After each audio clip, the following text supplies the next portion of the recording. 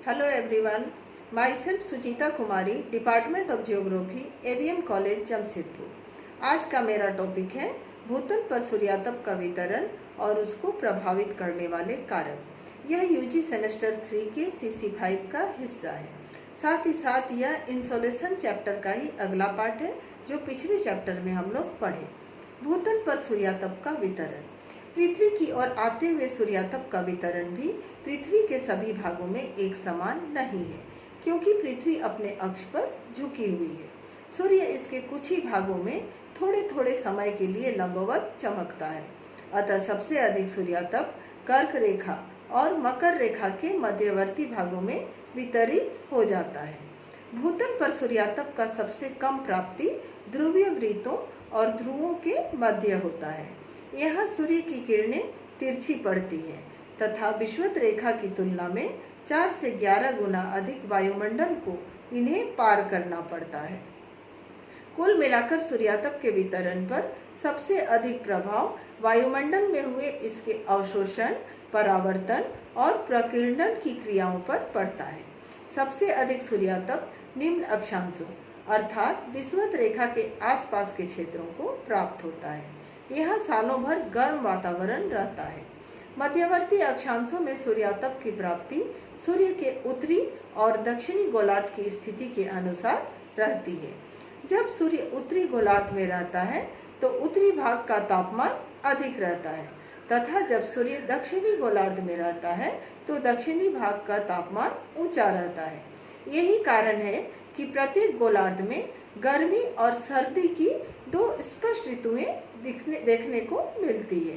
ध्रुवीय तथा उच्च अक्षांशों में सूर्य की किरणें हमेशा तिरछी पड़ती है। जिस गोलार्ध में सूर्य होता है वह ध्रुवों पर सूर्य की किरणें तिरछी पड़ेंगी तथा इसके विपरीत वाले गोलार्ध में ध्रुवों पर कई महीनों तक सूर्य दिखाई ही नहीं पड़ेगा।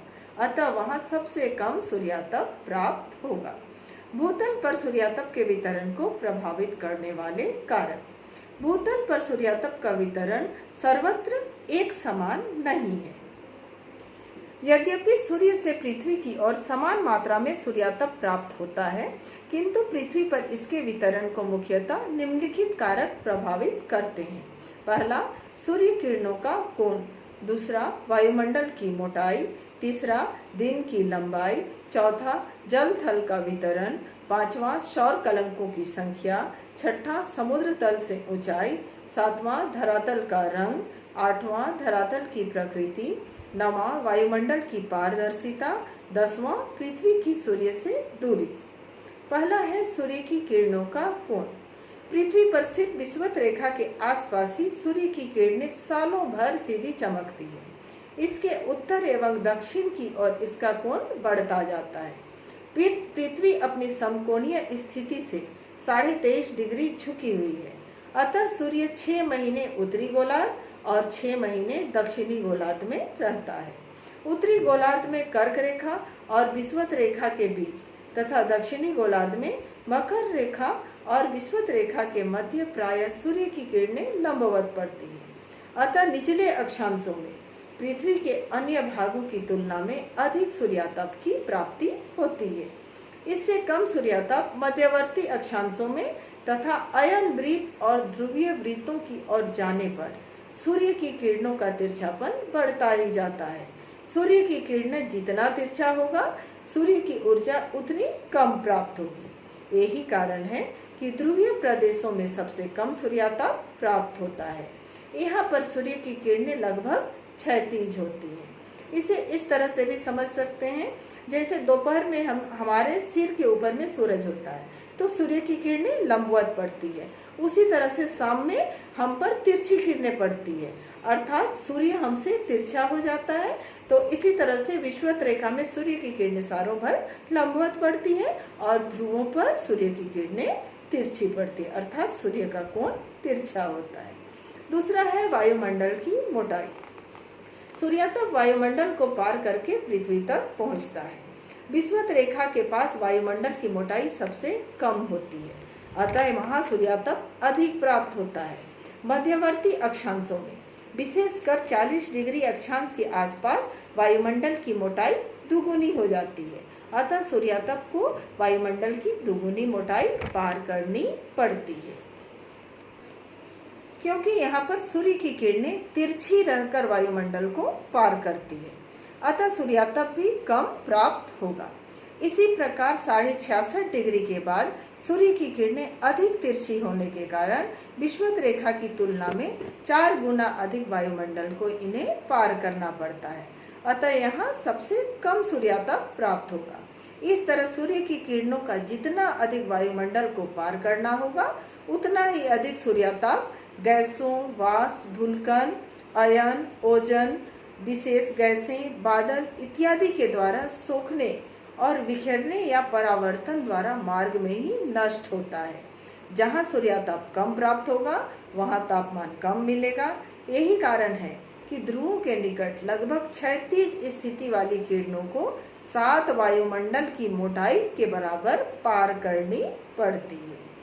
तीसरा है दिन की लंबाई। अगर पृथ्वी अपने लंबवत अक्ष पर झुकी नहीं होती तो विश्व के सभी भागों में दिन और रात की लंबाई वर्ष भर बराबर होती, परंतु वास्तव में ऐसा नहीं है। पृथ्वी अपने लंबवत अक्ष में 23.5 डिग्री कोण पर झुकी है। सिर्फ 21 मार्च और 23 सितंबर को ही सूर्य विषुवत रेखा पर सीधा चमकता है। तब विश्व भर में दिन और रात बराबर होने के कारण इसे विषुव या इक्विनोक्स कहते हैं। 22 दिसंबर को सूर्य मकर रेखा तथा 21 जून को सूर्य कर्क रेखा पर सीधा चमकता है और इसे हम अयनांत कहते हैं। तब क्रमशः दक्षिणी और उत्तरी गोलार्ध में दिनों की लंबाई तेजी से बढ़ती है। 21 जून को विषुवत रेखा से उत्तरी ध्रुव की ओर दिन की लंबाई बढ़ती जाती है। यह कर्क रेखा पर 13 घंटे 48 मिनट, ध्रुवीय वृत्त यानी 66.5 डिग्री पर 24 घंटा का दिन होता है तथा उत्तरी ध्रुव पर 6 महीने का दिन होता है। अर्थात 21 मार्च को सूर्योदय एवं 23 सितंबर को यहाँ सूर्यास्त होता है। ठीक ऐसी ही स्थिति हमें दक्षिणी गोलार्ध में भी 22 दिसंबर को देखने को मिलती है। विभिन्न अक्षांशों में सूर्यातप की अधिकतम संभावित अवधि, इसको हम एक चार्ट के द्वारा समझ सकते हैं। अक्षांश और दिन की अवधि, 0 डिग्री में 12 घंटा का दिन होता है, 17 डिग्री में 13 घंटा का दिन होगा, 41 डिग्री में 15 घंटा का दिन होगा, 49 डिग्री में 16 घंटे का दिन होगा, 63 डिग्री में 20 घंटे का दिन होगा और 66.5 डिग्री में 24 घंटे का एक दिन होगा। उसी तरह से अगर 67 डिग्री 21 मिनट अक्षांश पर जाएंगे तो एक महीना का एक दिन होता है और 90 डिग्री में सीधे 6 महीने का एक दिन होता है। अर्थात सूर्योदय होगा, उसके बाद सीधे सूर्यास्त हो जाएगी, फिर 6 महीने रात रहेगी। इस तरह सूर्याताप दिन की लंबाई के अनुसार प्राप्त होता है। उत्तरी गोलार्ध में जून में तथा दक्षिणी गोलार्ध में दिसंबर में सर्वाधिक सूर्याताप प्राप्त होता है, किंतु ध्रुवों में कम सूर्याताप प्राप्त होते हैं। इसे हम ऐसे भी समझ सकते हैं कि दोपहर में सूर्य की सीधी किरणें होने के कारण हमें अधिक गर्मी लगती है और शाम को सूर्य की किरणें तिरछी होने के कारण हमें कम गर्मी प्राप्त होती है। चौथा, जल और थल का वितरण। पृथ्वी के 71% भाग पर जलमंडल और 29% भाग पर स्थलमंडल का विस्तार है। जल में गहराई तक किरणें पहुँचती है और हमको पता है कि जल में सूर्याताप जल की सतह में जल्द ही परावर्तित हो जाती है। ऐसी विशेषता के कारण पानी बहुत धीरे धीरे गर्म होता है और बहुत धीरे धीरे ठंडा होता है। एवं यही कारण है कि सूर्याताप का 30 से 50% भाग परावर्तित हो जाता है। अतः जल राशियां एवं समुद्र तटीय भाग धीमी गति से ठंडा और धीमी गति से गर्म होते हैं। जो स्थान समुद्र के किनारे स्थित हैं अर्थात द्वीप समूह हैं, वहाँ पर तापमान सम पाया जाता है। इसके विपरीत महाद्वीपों के भीतरी भागों में सूर्यातप का ऋतुवर प्राप्ति एवं तापमान का वितरण दोनों ही विषम होता है। ऐसे भागों में गर्मी में खूब गर्मी और ठंडे में ज़्यादा ठंडा पड़ती है। पांचवा है सौर कलंकों की संख्या। जब भी सूर्य के तल पर अधिक बड़े बड़े कलंक पैदा होते हैं तो सूर्य से अधिक ऊर्जा की प्राप्ति होती है। इनकी संख्या कम होने पर विकिरण में न्यूनतम दिखाई पड़ती है। सूर्य की सतह पर प्रत्येक 11 वर्ष में एक बार सौर कलंक तेजी से वृद्धि होते हैं। तब तापमान, चुंबकत्व तथा रेडियो तरंगों पर इसका विशेष प्रभाव पड़ता है। छठा है समुद्र तल से ऊंचाई। जो अधिक ऊंचाई पर जाते हैं वहाँ सूर्य की किरणें तो अधिक पड़ती है, लेकिन समुद्र तल की ऊंचाई बढ़ने से धूप में तो तापमान एकदम ऊंचा रहता है, जबकि छाया में तापमान कम हो जाता है। चूँकि सूर्यातप से पहले पृथ्वी तल गर्म होता है, उसके बाद वायुमंडल की निचली परतें गर्म होती है। यही कारण है कि निचली परतें ज़्यादा गर्म रहती हैं और जैसे जैसे ऊपर जाते हैं सूर्यातप कम होता जाता है। इसे हम इस तरह से भी कह सकते हैं कि जैसे जैसे हम नीचे जाते हैं, अर्थात निचली परतों को यह जल्दी गर्म करती है और ऊंची की परतों को यह धीरे गर्म करती है। सूर्यातप का विकिरण भी यहाँ पर शीघ्र हो जाता है। इसी कारण तिब्बत के पठार पर जहाँ धूप तो ज़्यादा पड़ती है, लेकिन छाया क्षेत्र भी ज़्यादा होने के कारण यहाँ ठंडा है। नेक्स्ट है धरातल का रंग। कहीं धरातल का रंग हल्का सफ़ेद है, कहीं पीला है, कहीं गहरा काला होता है, तो कहीं यह खुरदुरा और उबड़ खाबड़ है। कहीं यहाँ रेतीली भूमि है, तो कहीं समतल घने वन पाए जाते हैं, तो कहीं कहीं वनस्पति विहीन बंजर है। सबका संबंध धरातल की ओर आते हुए सूर्यातप के अवशोषण के स्वरूप पर पड़ता है। सामान्यतः शुष्क और रेतीले गहरे रंग के वनस्पति विहीन क्षेत्र जल्दी और ज़्यादा सूर्यातप ग्रहण करते हैं। इसकी तुलना में अन्य हल्के धरातल अपेक्षाकृत धीमी गति से सूर्यातप को अवशोषित करते हैं। ऐसे क्षेत्रों में ताप का विकिरण भी धीरे धीरे होता है।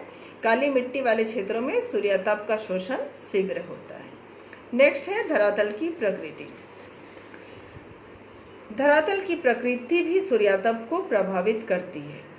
साधारणतः धरातल पथरीले एवं बर्फीले धरातल की अपेक्षा शीघ्र गर्म होता है, क्योंकि पथरीले भाग में सूर्यातप शीघ्रता से अवशोषित होता है और बर्फीले प्रदेश में समतल चमक और सफ़ेद होने के कारण ताप को अधिक परावर्तित कर देती है।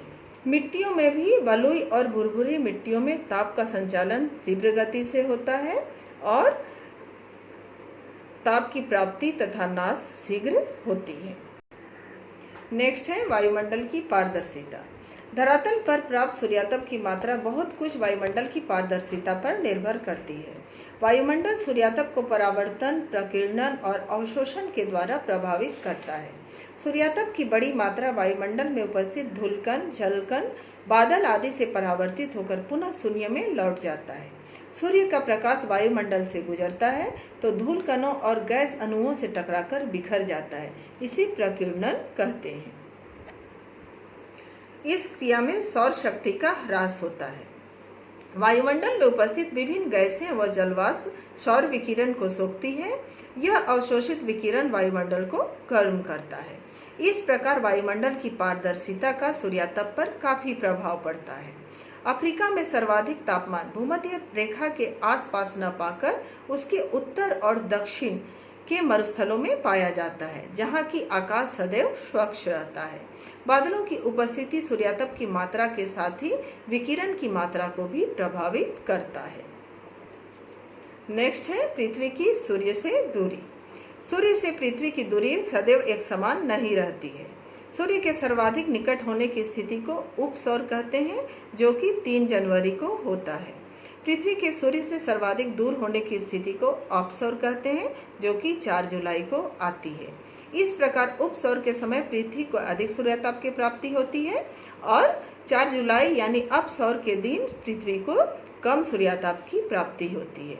यह कारक दिन की अवधि तथा सूर्य की किरणों के तिरछेपन के प्रभाव के आगे नगण्य है। फिर भी आकलन के अनुसार अपसौर और उपसौर की स्थिति में उत्तरी गोलार्ध में गर्मियों तथा सर्दियों की तीव्रता 7% तक कम पाई जाती है। इस तरह भूतल पर तापमान का वितरण और उसको प्रभावित करने वाले कारक यहीं पर कंप्लीट होता है। क्योंकि चैप्टर लंबा है, अतः इसके आगे वायुमंडल के गर्म एवं ठंडा होने की प्रक्रिया हम नेक्स्ट वीडियो में देखेंगे। Thank you.